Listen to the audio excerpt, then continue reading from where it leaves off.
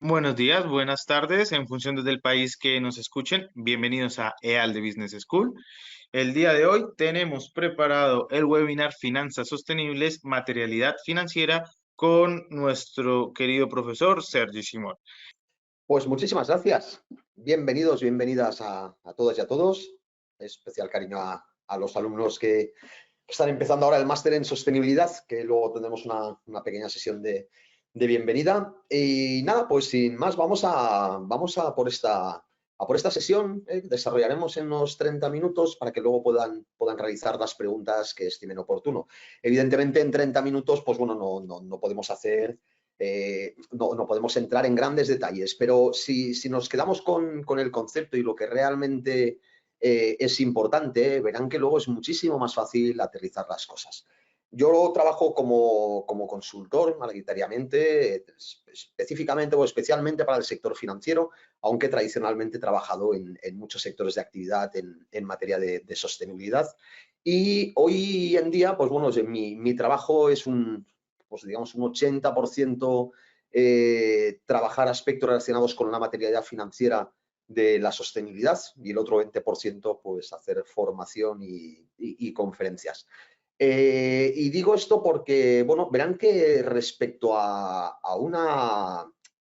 digamos, a un panorama anterior, a un contexto previo a lo que fue el Acuerdo de París, que recordarán fue en el año 2015, la protección ambiental, el cambio climático ya existían. Es decir, no es esto que ahora, bueno, que haya aparecido aquí de golpe, ¿no? Ha aparecido la sostenibilidad. No, ya existían. Lo que sí que veremos es que han cambiado, digamos, las condiciones, las reglas del juego. Pensar que antes del Acuerdo de París, la protección del entorno empieza básicamente a partir de los años 60, 70, con mucha más intensidad a finales de siglo, especialmente en Europa, y se empieza a regular la protección del entorno en términos de no dañar el entorno de forma directa y evidente. Todo lo que tenía que ver con vertidos de aguas residuales, de soltar productos químicos contaminantes, los famosos pesticidas, el DDT, etcétera, empiezan a limitarse las emisiones contaminantes de sustancias peligrosas, ¿no? No se empieza con el CO2 ni con los gases de efecto invernadero, se empieza con sustancias que realmente mataban a la gente. Es decir, hablábamos de dioxinas, furanos, sustancias contenidas en los plásticos cuando se quemaban. Y empieza a trabajarse una especial protección de los espacios naturales, a crearse figuras de protección especial y a generarse una especie de conciencia de que, bueno, planeta tenemos uno y que tiene sus límites. Evidentemente, este grado de protección, pues con mayor o menor acierto, mayor o menor regulación o exigencia de cumplimiento de la regulación, en los diferentes países, pues ha ido, pues, bueno, ha ido a mayor velocidad o a menor velocidad. Pero sí que realmente a nivel mundial la preocupación por la protección del entorno existe ya desde los años 60-70 del año pasado. El cambio climático igual, el cambio climático no es nada nuevo. La primera conferencia del clima en el 92 ya pone ya pone de manifiesto que hay un problema con el aumento de la temperatura global del planeta, que hay un calentamiento global y que realmente hay una correlación, y esto también en los años 70, 80 se empieza a estudiar, que hay una correlación entre la concentración de CO2 en la atmósfera y la temperatura media del planeta. Se empieza a trabajar en compromisos para intentar no emitir tantos gases de efecto invernadero. El más conocido de ellos, el Protocolo de Kioto en el 97, intenta que todos los países de alguna manera reduzcan su intensidad de emisión para llegar a niveles de concentración de CO2 como los que teníamos en los años 90. Estos intentos pues se quedan allí, no se quedan más que en intentos. Intentar poner de acuerdo a todo el planeta, a todos los gobiernos con los cambios que hay a nivel político, a nivel comercial, es tremendamente complicado.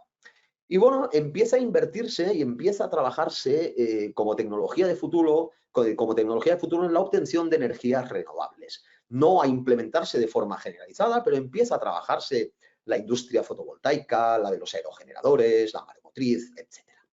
Que sepamos también que antes de este 2015, a nivel de reporte, las empresas empiezan reportando una especie de buenas acciones. O sea, el reporte inicial en términos de sostenibilidad, antes incluso de la responsabilidad social corporativa, era un reporte muy de quedar bien, ¿no? De hacemos esto para salvar al planeta y la fotografía del oso en ese témpano de hielo, ese oso polar, o de cómo salvábamos los bosques, o el no a la deforestación, etcétera. Poco a poco este concepto de reporte va cambiando y lo que se empieza a exigir ya es, oiga, no solo usted dígame si ha plantado tantos árboles o tan pocos árboles, sino que empiece a decirme en qué términos usted está contribuyendo al deterioro del planeta. Empiezan a comunicarse y empieza a reportarse en términos de consumo, en términos de vertido. Y a finales del siglo XX ya empiezan a aparecer métricas más bien estandarizadas, como la del Global Reporting Initiative, el GRI, en el que todo el mundo más o menos ya empieza a reportar de una forma bastante compacta, bastante estandarizada. Y, como no, por lo que respecta a los derechos laborales y sociales, pues bueno, se va trabajando durante todo el siglo XX, desde principios del siglo XX, con la Organización Internacional del Trabajo, se empieza a trabajar pues en pro, digamos, de los derechos laborales y sociales. Muy bien. ¿Qué es lo que sucede entonces? ¿Por qué ahora estamos hablando y por qué ahora estamos hoy en una sesión de finanzas sostenibles y por qué ahora se habla tanto del cambio climático, la sostenibilidad? Pues bueno, vamos a intentar explicarlo en estos minutos y vamos a intentar como mínimo que quede claro el por qué esto toma una especial relevancia en los tiempos actuales y en los que nos vienen. Pensar, como os decía, que la primera conferencia del clima es en el 72 en Estocolmo y la primera cumbre en la que ya se pone aquello de decir, bueno, tenemos que empezar a poner límites es en el 92, cuando ya se habla de cambio climático. Ha llovido un montón desde entonces. En el 97 el protocolo de Kioto y todo esto, pues bueno, no dejan de ser intentos de emitir menos, de ahora me sumo como Estados Unidos, pero ahora me voy yo que soy China, ahora entro yo que soy Australia, pero me voy yo que soy Canadá, etcétera. La cosa no funciona. Y no funciona por varios motivos. Pero lo que tenemos que tener muy claro es que en el 2015 hay un cambio de paradigma en términos de punto de inflexión. ¿Qué es lo que pasa en el 2015?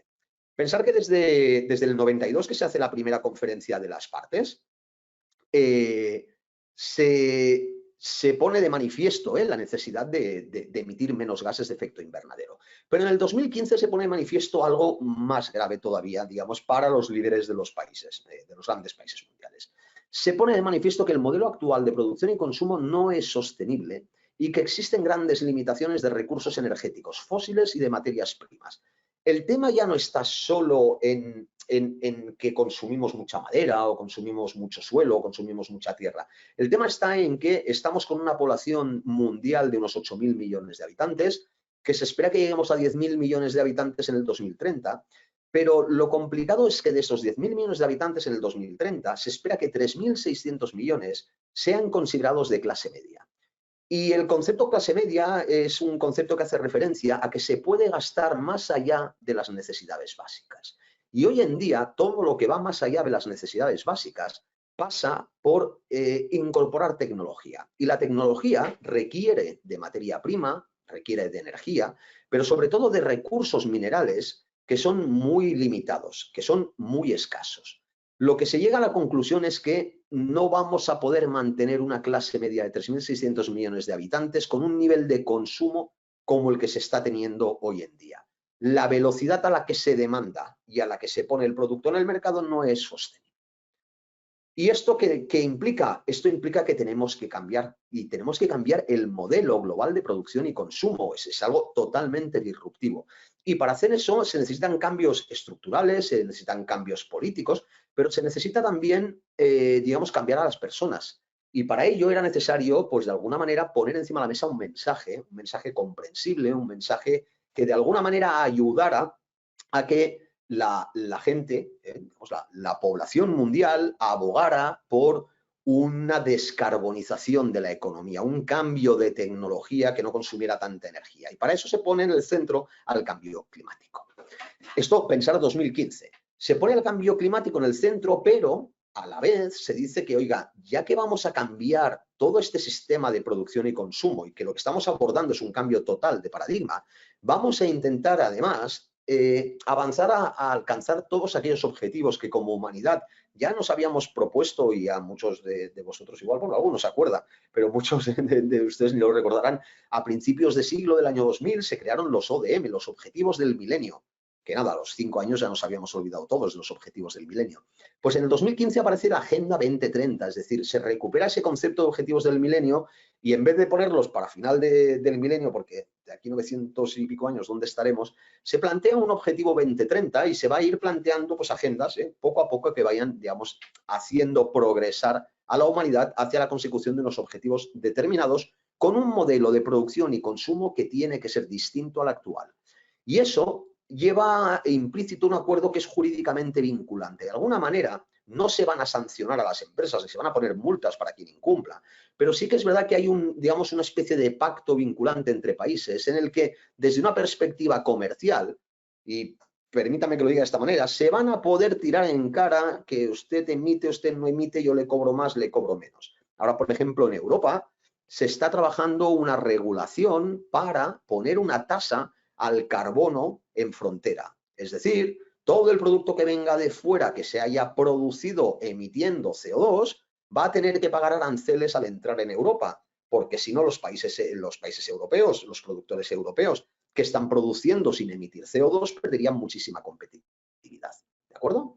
Pues todo esto va a generar un cambio, digamos, insisto, de modelo de producción y consumo, pero, y aquí viene lo importante, esto no lo podemos hacer sin que el principal sector que mueve el mundo, que es el sector financiero, catalice este cambio de paradigma. La idea es que, y eso es lo que se propone en ese Acuerdo de París, que se haga fluir el capital hacia todo aquello que sea considerado sostenible y dificultar su acceso a lo que no lo sea. Aquí ahora no podemos confundir la palabra sostenible con verde, con ecológico, con ambiental. Digamos que sostenible va a ser aquello que permita mantener un nivel creciente de producción y consumo, manteniendo intactas las reservas de recursos del planeta. Es decir, que seamos capaces de producir y consumir y satisfacer las necesidades, pero sin agotar la materia prima, porque en el momento en que agotemos esa materia prima ya no podemos seguir produciendo y consumiendo. Entonces, todo lo que contribuya a que tengamos ese modelo de producción y consumo se va a considerar sostenible y, por lo tanto, de alguna manera se va a ver premiado a la hora de acceder al capital. Aquellas actividades que contribuyan a este nuevo modelo van a tener un mayor y mejor acceso al capital. Les va a ser más fácil financiarse. Por otro lado, a las entidades financieras, por el mismo sistema de regulación que se va a montar, les va a interesar dejar dinero a todo aquello que sea considerado sostenible. De alguna manera, las entidades financieras se van a ver beneficiadas por todo el dinero que dejen a aquellas empresas que se consideren sostenibles. Bien, insisto, que se consideren sostenibles. Luego ya veremos qué es sostenible y qué no. Pero de entrada lo que quiero que se entienda es que el primer punto sobre el que se actúa es que las entidades financieras, los grupos inversores, empiecen a hacer fluir el capital, a mover el capital hacia aquello sostenible.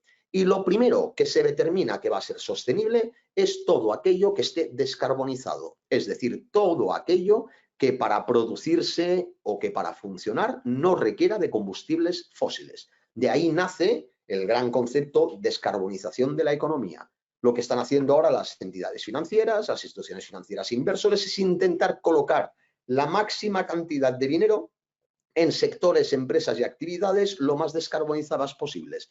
Y si yo tengo que escoger entre dos con una misma rentabilidad, antes invertir en la descarbonizada que en la no descarbonizada. Bien, pensar que esto tiene implicaciones de muy alto nivel. O sea, solo salir de la conferencia de París, el G20, las principales 20 economías del mundo instan a la Financial Stability Board, el órgano de estabilidad financiera mundial, para que cree un grupo de trabajo muy interesante, que es este que tenemos aquí, que se llama Task Force on Climate-Related Financial Disclosure, que es un grupo de trabajo que se ha dedicado a construir un sistema de reporte, pues unas instrucciones de reporte, que le digan a las empresas cómo se van a ver impactados sus resultados económicos si no se descarbonizan. Es decir, todas las empresas que cotizan en bolsa van a tener que explicar de forma pública cómo va a verse afectado su rendimiento y su solvencia por el hecho de estar o no estar descarbonizado. Cómo el hecho de estar carbonizado les va a dificultar el acceso al capital y por lo tanto lo van a tener peor para financiarse y por lo tanto van a tener mayor problema de rendimiento, mayor problema de solvencia. ¿De acuerdo? Esto parece una tontería, pero esto ha movilizado a todo el sector financiero. Como mínimo, insisto, el europeo, que se ha puesto mucho las pilas, y grandes grupos inversores que realmente están viendo que invertir en actividades no descarbonizadas a medio o largo plazo puede ser un problema. Bueno, es tan radical, digamos, esta apuesta que desde el 2016 al 2023 cada año ha aparecido una regulación. Estoy hablando de Europa, pero todo esto se transfiere al final a los mercados mundiales, ¿vale? Entonces, bueno, Europa tiene su relación con Latinoamérica, pero la tiene con Estados Unidos, la tienen con China. Al final todo está interrelacionado y Europa es la punta de lanza por un motivo. Europa es mucho más competitiva en una economía descarbonizada, ¿de acuerdo? Porque el fuerte de Europa no es la producción masiva, sino la producción, digamos, más de calidad y, por lo tanto, se puede permitir producir con menos intensidad de carbono. Bueno, simplemente que nos quedemos con esto, que la idea es que a partir de este momento, ¿vale?, empieza a trabajarse para que el dinero vaya hacia todo aquello que se considere sostenible. Se crea un plan de acción de finanzas sostenibles en Europa que, insisto, tiene su repercusión a nivel mundial y que esto luego se puede traspasar a cualquier país de Latinoamérica, se puede transponer en Estados Unidos, en China, en el norte de África, etcétera. Y la idea es que vamos a mover todo lo que tenga que ver con taxonomías. ¿Taxonomía qué quiere decir? Vamos a tener que definir qué es verde y qué no es verde, o mejor dicho, qué es sostenible y qué no. Vamos a hacer una lista de cosas sostenibles y una lista de cosas no sostenibles, de forma que la gente sepa que si pone el dinero en este tipo de actividades, lo está poniendo en actividades sostenibles y que, por lo tanto, digamos, la probabilidad de que el rendimiento y la solvencia de esa actividad se mantenga o mejore es mucho mayor que si lo pongo en empresas que no están, digamos, en esa lista de sostenibles. Pero paralelamente se va a trabajar también todo el reporte a nivel financiero de cómo el hecho de comportarte de una forma o de otra, de consumir un tipo de energía o de otro, va a influir en tus cuentas anuales, es decir, cómo va a influir en tu rendimiento. Y esto lo vas a tener que hacer público y, a su vez, el hecho de que lo hagas público va a influir en la decisión de los inversores de entrar o no entrar en determinados tipos de actividades. Se están creando ratings ESG, mercados específicos de actividades sostenibles, se están creando estándares, etiquetas, pero todo desde una perspectiva ya no tan ecológica, ya no tan de cómo de bien te comportas con la naturaleza, sino de cómo de eficiente eres con el consumo de recursos y, por lo tanto, cómo de sostenible es tu actividad en términos financieros, entendiendo que todo aquello que contamine va a tener un muy difícil acceso al capital. Y aquí es donde entramos en un concepto que es lo que, bueno, ahora es lo que va a cambiar todo este 2024, la forma de, digamos, de reportar la información no financiera de las empresas, que es el concepto de doble materialidad. Cuando os explicaba antes que antes del 2015 y, bueno, y hasta ahora, los reportes de información no financiera se hacían en términos de impacto, quiero decir que se hacían en términos de reportar qué corrientes residuales emitía mi empresa hacia afuera, pues cuántas emisiones, cuánto papel consumía, cuántos vertidos hacía, etc. Lo que se está pidiendo ahora es que se haga una doble contabilidad, es decir, que se contabilice por un lado lo que yo he hecho hacia afuera, pero que se contabilice por otro lado el impacto que lo que yo estoy haciendo hacia afuera va a tener luego hacia adentro. Dicho de otra manera, las organizaciones al final buscan rendimiento y solvencia y para ello realizan actividades o producen productos. Para ello, a su vez, interactúan con capital natural y capital social. Capital natural en el sentido de que ocupo un espacio, ocupo un suelo, o consumo unos recursos naturales, ya sea para la energía, ya sea para las materias primas, y social en el sentido en que también utilizo recursos como el capital humano, como la ocupación de vías, como la ocupación de espacio, la ocupación de suelo, como el uso del dinero, etc. Todo esto me genera balances ambientales y sociales. Es decir, yo a la naturaleza le cojo cosas y le devuelvo cosas, y a la sociedad le cojo cosas y le devuelvo cosas. Dependiendo de cómo es este balance, esta materialidad de impacto, ¿de acuerdo? La materialidad de impacto al final es el resultado de ese balance. Si yo a la sociedad le cojo mucho y le devuelvo poco, es decir, esclavizo a todos los habitantes de una población para que trabajen para mí y no le devuelvo ni sueldos, ni bienestar, ni nada, evidentemente eso genera un impacto negativo, genera un balance social muy negativo. Los balances sociales negativos, ¿qué generan? Generan presión social. Y la presión social, ¿qué genera o qué provoca? Regulación. Esa regulación, para que la gente, evidentemente, pues no pueda tener esclavos en sus empresas, bien, ¿genera qué? Un impacto financiero sobre mi empresa, porque no es lo mismo trabajar con esclavos gratis que trabajar con gente que tengo que remunerar.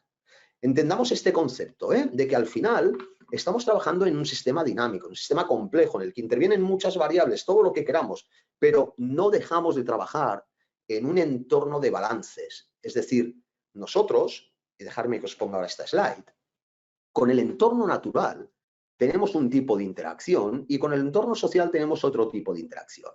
La interacción con el entorno natural es una interacción con el territorio, con el clima, con especies animales y vegetales, con recursos minerales, con agua, con energía.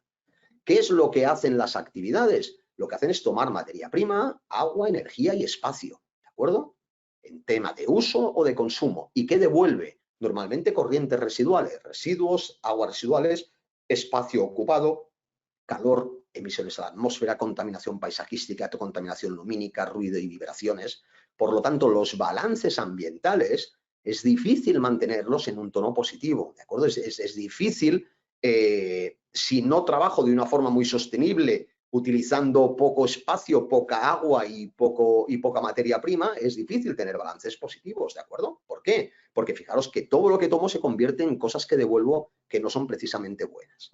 Y en cuanto al entorno social, ¿con quién interaccionan las empresas? Las empresas interaccionan con lo que se conocen como grupos de interés, pero al final, ¿qué son? Trabajadores, clientes y usuarios, son administraciones, competidores, proveedores, el entorno socioeconómico como tal, las comunidades más inmediatas, más colindantes a la actividad.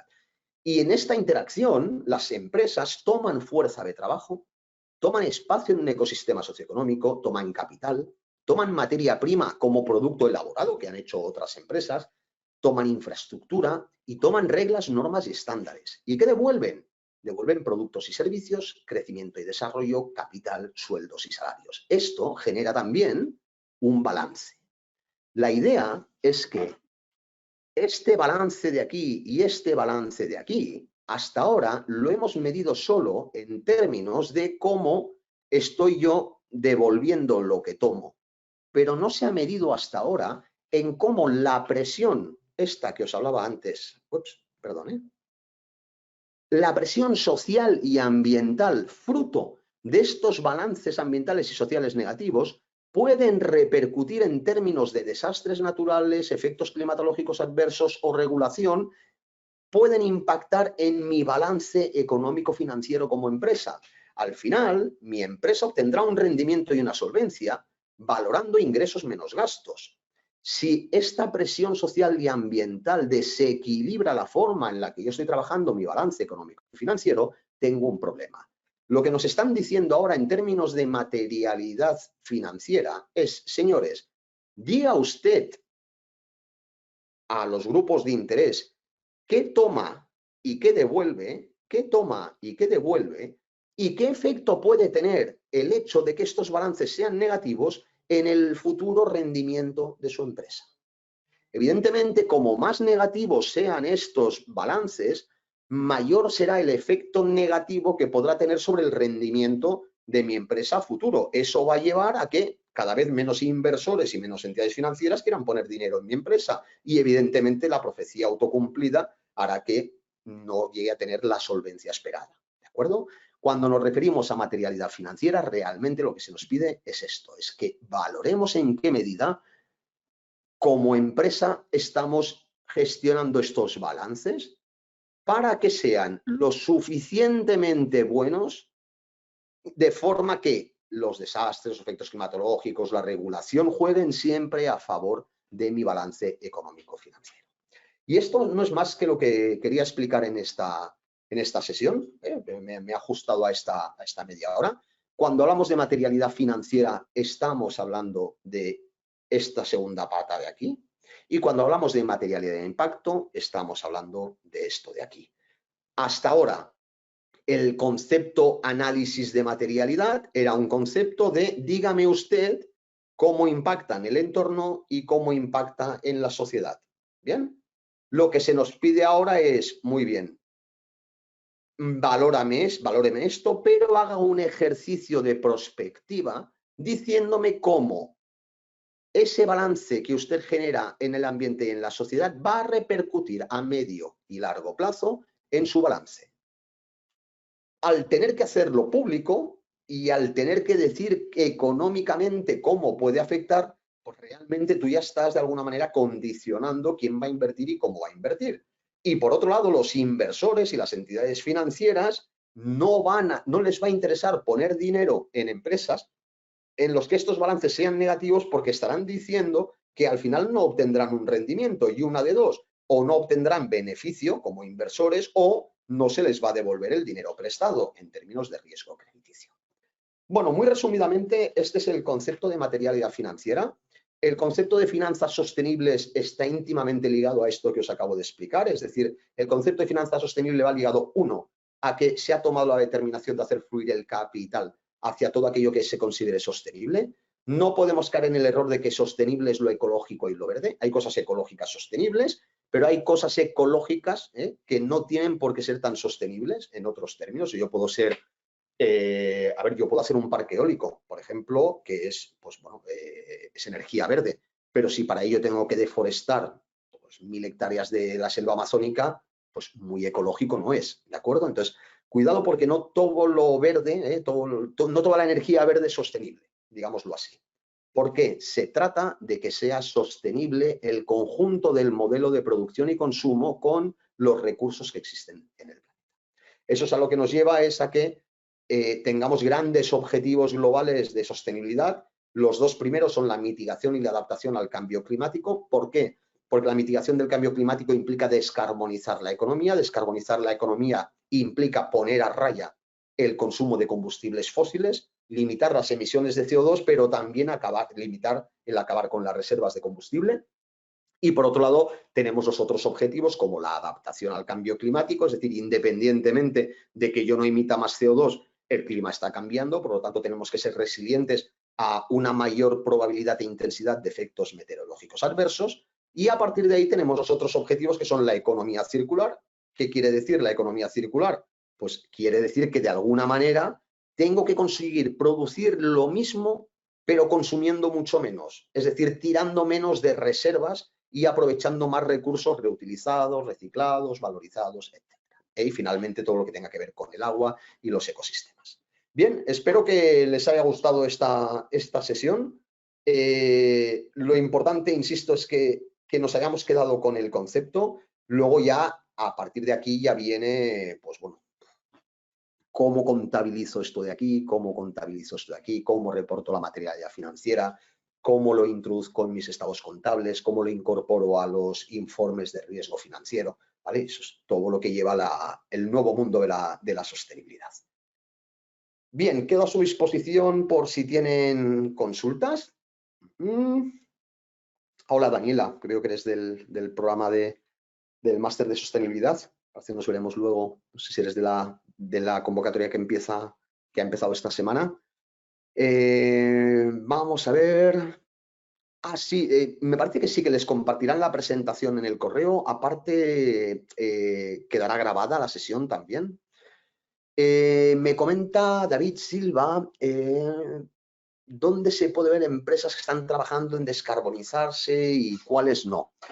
Bien, ahora mismo todas las empresas que cotizan a nivel europeo están publicando ya cuáles son sus niveles de emisión y lo que se denomina su senda de descarbonización. Las empresas que están empezando a descarbonizarse mayoritariamente son todas las de la industria energética, es decir, pues hablo de España, de los Repsoles, de los Endesas, o sea, toda la industria energética se está descarbonizando. Luego, todo lo que tiene que ver con la producción de material de construcción y con la extracción, con lo que es la minería, también se están descarbonizando aquí a pasos agigantados. Y luego todo lo que tiene que ver con el transporte. Yo diría que estos tres, transporte, minería y energía, son los tres grandes sectores. Entonces, luego se trata de ir viendo los informes que se denominan estados de información no financiera que van haciendo las diferentes empresas a nivel mundial de los diferentes sectores para ver qué objetivos están marcando. Dicen también si la industria, me comenta Jorge, la industria del petróleo será limitada en el tiempo y los costes del barril de petróleo se elevarán. A ver, no exactamente. Lo que estamos diciendo es que no hay petróleo para todo lo que se quiere hacer. Pero sí que es verdad que hay actividades que no van a poder prescindir del petróleo. ¿De acuerdo? Entonces, ¿lo que va a pasar con el coste del petróleo? Pues bueno, a la larga, a la muy larga, el petróleo no va a tener el valor que tiene ahora, tendrá que bajar. Es decir, lo que marca el aumento de un precio es la escasez. ¿De acuerdo? Si yo tengo cada vez más alternativas al petróleo, pues bueno, cada vez hay menos demanda de petróleo. Como menos demanda de petróleo hay, menos coste debería tener el barril de petróleo. Otra cosa es qué van a hacer los países productores de petróleo para intentar retrasar esta muerte inevitable lo máximo posible. ¿De acuerdo? Entonces, bueno, ya lo estamos viendo. Pues va a haber una especie, digamos, de guerra comercial, geopolítica a nivel mundial para intentar pues, que el petróleo siga en el mercado lo máximo posible.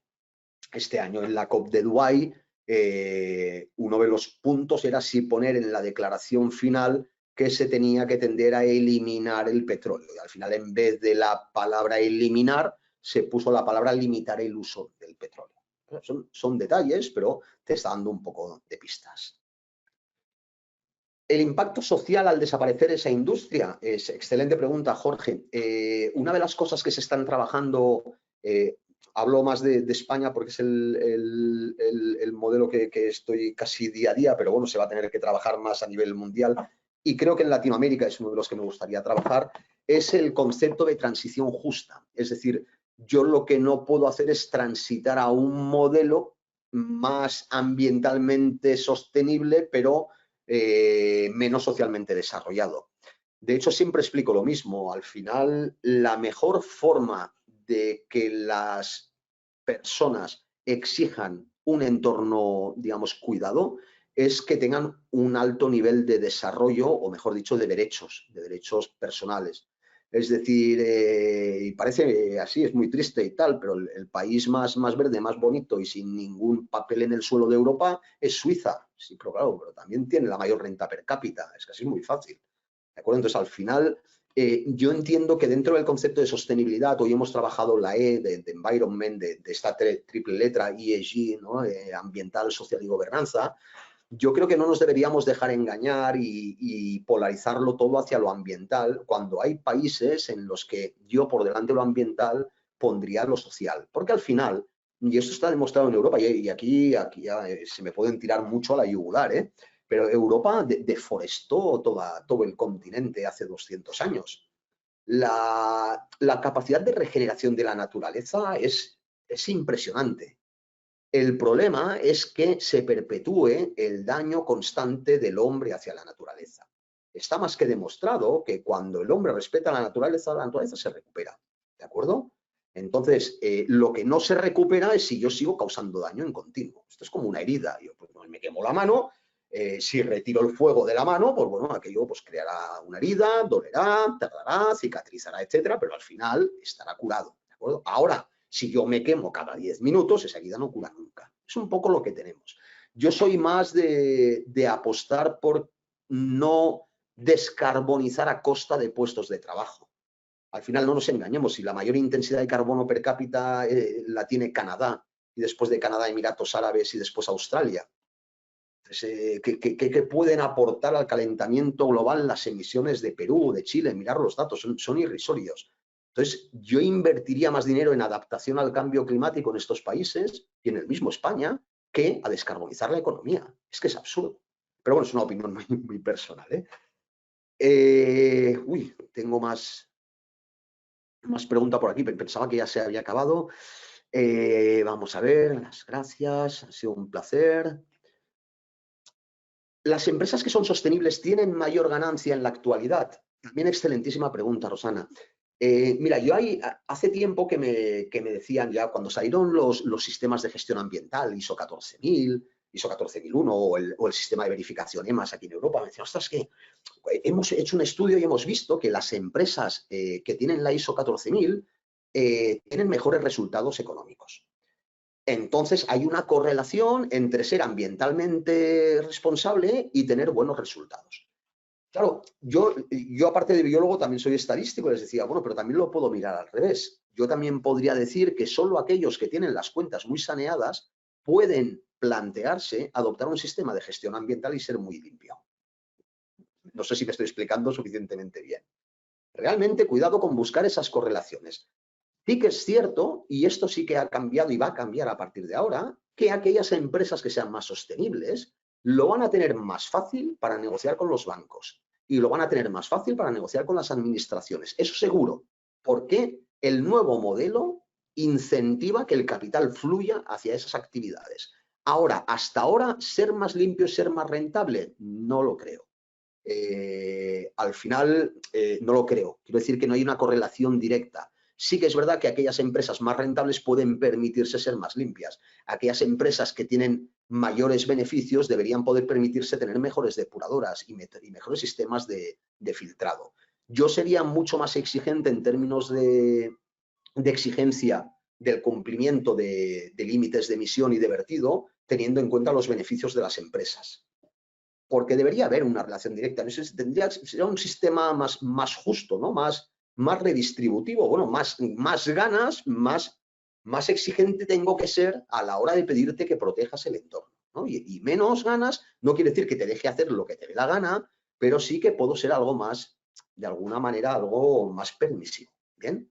Porque al final, a medida que tú ganes dinero contaminando, llegará un momento en que yo tendré que ser más exigente contigo porque tienes cada vez más beneficio. Insisto en que igual ahora me estoy metiendo en camisa de 11 varas, no es un tema más de política, digamos, ambiental y regulatoria.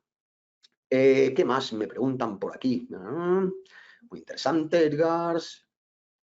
Sí, en Sudamérica hay empresas que están descarbonizando o en procesos, sí, muchísimas empresas. De hecho, cementeras, por ejemplo.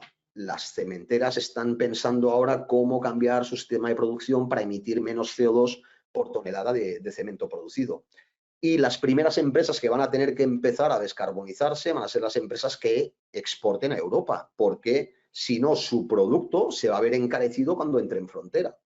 Porque vamos a medir cuánto CO2 por tonelada. Imagínate que tú fabricas cemento y lo importas a Alemania. Alemania te dirá, bueno, ¿a cuánto lo entras? Pues a 10 euros o a 10 dólares la tonelada. Muy bien, pero ahora yo te voy a sumar un impuesto por el CO2 que has emitido tú allí para fabricarlo. Claro, si tú has emitido mucho CO2 para fabricarlo, no podrás meter el cemento en Europa a un precio competitivo, ¿no? Un poco te lo doy como explicación. Pero sí, si buscáis plan de descarbonización, sector cemento, plan de descarbonización, sector transporte, encontráis muchísimos ejemplos. Perú, gran país y además es uno de los países en los que me gustaría, tenemos varias propuestas para ir porque en Perú, Colombia, Chile, además creo que es muy importante que se tome una conciencia ESG, es decir, de sostenibilidad integral. ESG es ambiental, social y gobernanza. Si solo nos quedamos con la parte ambiental, vamos a hacer lo que se denomina un greenwashing y vamos a hacer el negocio del chocolate. Yo creo que en Sudamérica hay que trabajar primero la G, la gobernanza, tener muy bien atada la gobernanza, luego machacar muy bien la S, es decir, trabajar muy bien toda la parte social y empezar de más beneficio a menos beneficio a ser estrictísimo con el comportamiento ambiental. ¿Cómo se puede medir? Me pregunta Héctor. No sé exactamente a qué te refieres. Si es en términos de descarbonización, pues todas las empresas saben la cantidad de energía que consumen, la cantidad de emisiones que tienen y dependiendo del origen de la energía, pues tú sabes cuántas emisiones se han generado para que tú pudieras consumir esa energía. A ver, la minería, qué pena, ¿no? No es tampoco una lástima y la minería puede llegar a ser sostenible. El problema de la minería es la minería indiscriminada, la minería sin restauración, sin integración al finalizar. Es hacerlo mal, como siempre. Y vale, Voy a buscar un par de preguntitas más. ¿Existe algún porcentaje válido para decir que una empresa es sostenible? Sí, mira, en Europa, Iván, se ha diseñado una taxonomía que se denomina, que es una clasificación de actividades que determina si son o no sostenibles en función de determinados parámetros. Por ejemplo, la taxonomía verde europea te dice que una fábrica de cemento será sostenible siempre y cuando sea capaz de producir una tonelada de cemento emitiendo menos de 60 gramos de CO2, ¿vale? Es un balance al final.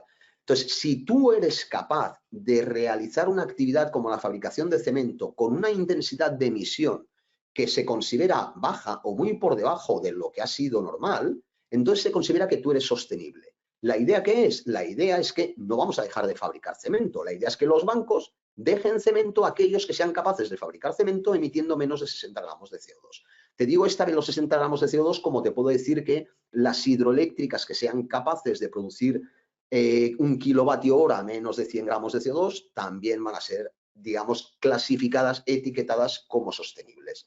Entonces, la idea es que la banca va a intentar colocar dinero en todas esas empresas que tengan el TIC de sostenible, para luego decir que su Green Asset Ratio, que se llama, que es su ratio de activos verdes, es decir, cuánto dinero verde han dejado, sea lo más alto posible. Porque eso también va a propiciar que, como más dinero verde hayan dejado, menos reservas de capital tengan que hacer los bancos.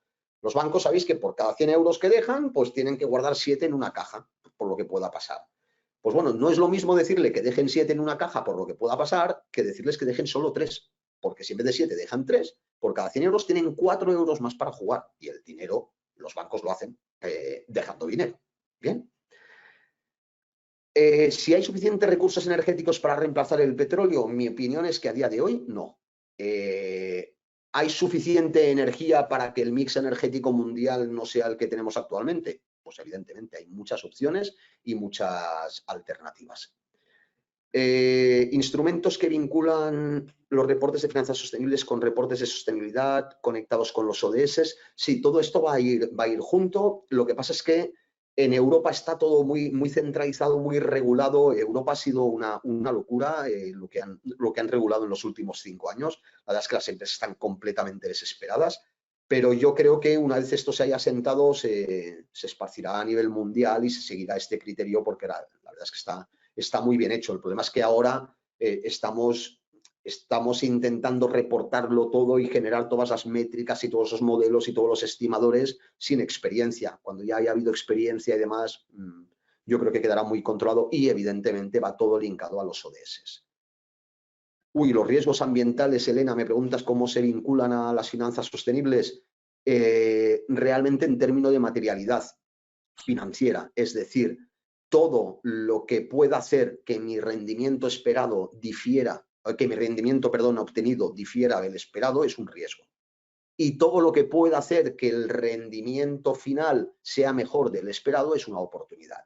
¿De acuerdo? Entonces, el concepto riesgo ambiental, desde la perspectiva de desastre, tiene unas implicaciones, pero desde la perspectiva de riesgo ambiental, de riesgo de mercado ambiental, de riesgo de, yo qué sé, de boicot ecológico, de riesgo de tal, también tiene implicación en la finanza.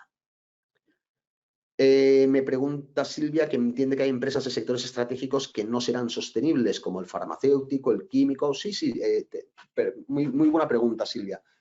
Que tú seas un sector estratégico o que no puedas ser 100% limpio no quiere decir que no tengas o que no puedas hacer algo. Insisto en el ejemplo que he puesto antes de las cementeras. No estoy diciendo que no se pueda fabricar cemento. Lo que estoy diciendo es que dejaré dinero a aquel que produzca un cemento con menos CO2. ¿De acuerdo? En la industria química ya pasó y volverá a pasar algo muy similar con los fertilizantes químicos. Se va a tener que cambiar como en su día se cambiaron, supongo que lo recordaréis, los CFCs, los aerosoles.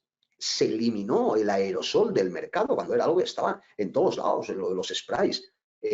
Apareció el concepto agujero capa de ozono y se cambió todo un mercado de aerosoles, de líquidos de refrigeración. Fue espectacular. Pues esto va a seguir pasando. Y ahora el siguiente gran cambio, entiendo yo, va a estar dentro del concepto de los fertilizantes químicos. Y disculparme todos los demás, de verdad, pero tengo que iniciar ahora una nueva sesión. ha sido un placer estar con vosotros y con vosotras. Estas son sesiones que ALDE, pues bueno, cede y realiza encantado y sin ningún tipo de ánimo de lucro. Forma parte, además, de la contribución de ALDE a los ODS. Y, pues bueno, la idea es seguir haciendo sesiones estas. Ya sabéis que hacemos de muchos temas.